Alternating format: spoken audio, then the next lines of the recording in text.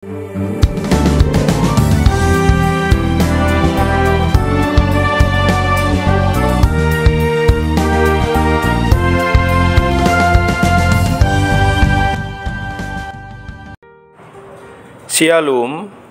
selamat pagi Bapak Ibu Saudara yang dikasihi Tuhan.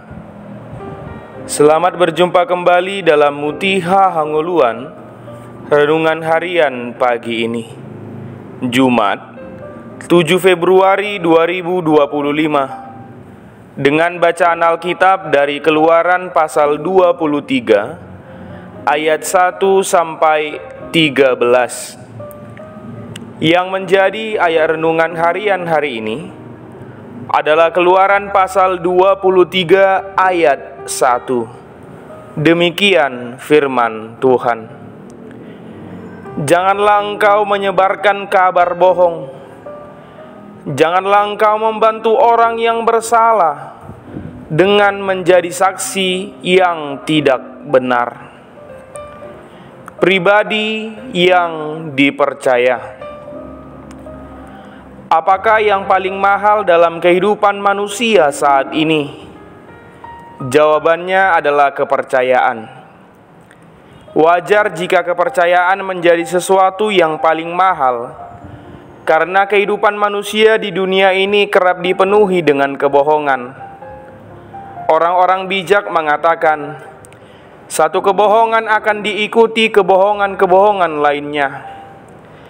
Artinya, orang yang berbohong sekali akan melakukan kebohongan-kebohongan selanjutnya untuk menutupi kebohongannya yang pertama. Salah satu contohnya, banyak oknum-oknum yang memanfaatkan perkembangan media sosial, kemudian berlomba-lomba mempertontonkan kebohongan hanya untuk mencari sensasi, perhatian lebih dari para penggunanya, sehingga mendapatkan keuntungan dari kebohongan yang dibuatnya. Bahkan tidak jarang juga manusia yang berbohong sampai membawa nama Tuhan tanpa memikirkan bahwa yang dilakukan adalah perbuatan dosa.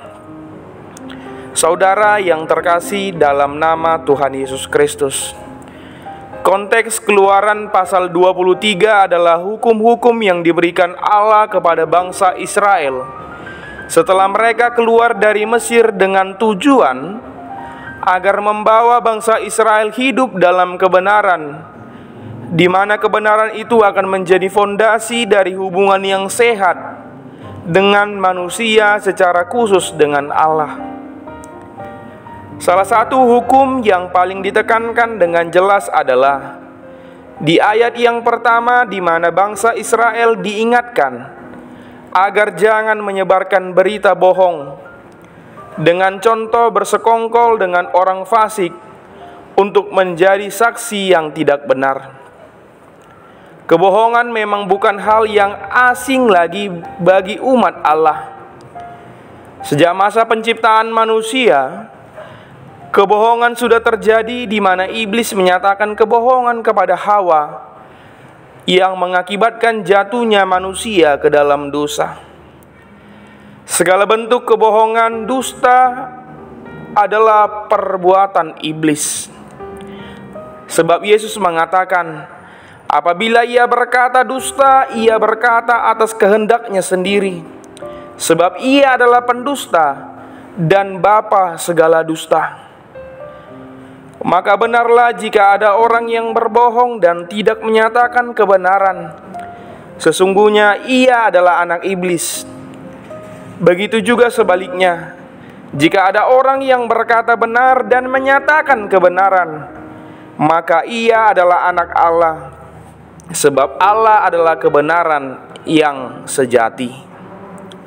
Saudaraku, dalam kehidupan sehari-hari kita sering diperhadapkan pada situasi di mana kita harus memilih antara kebenaran dan kebohongan. Mari kita berkomitmen untuk menjadi pribadi yang jujur dan menjunjung tinggi kebenaran, berani berbicara dan bertindak sesuai dengan nilai-nilai moral yang baik, agar kita dapat menjadi manusia yang dipercaya. Ingatlah bahwa perkataanmu menunjukkan siapa dirimu sebenarnya. Perkataanmu menentukan apa kehidupan yang sedang engkau jalani. Jadilah manusia yang benar yang menaati hukum Allah, sebab mulut orang yang benar tentu akan mengucapkan hikmat, keadilan, dan keselamatan, bukan mengucapkan kebohongan dan saksi dusta, sehingga kita bisa menjadi alat Allah yang efektif sebagai saksi di dunia, membawa banyak orang mengenal kasih karunia Tuhan.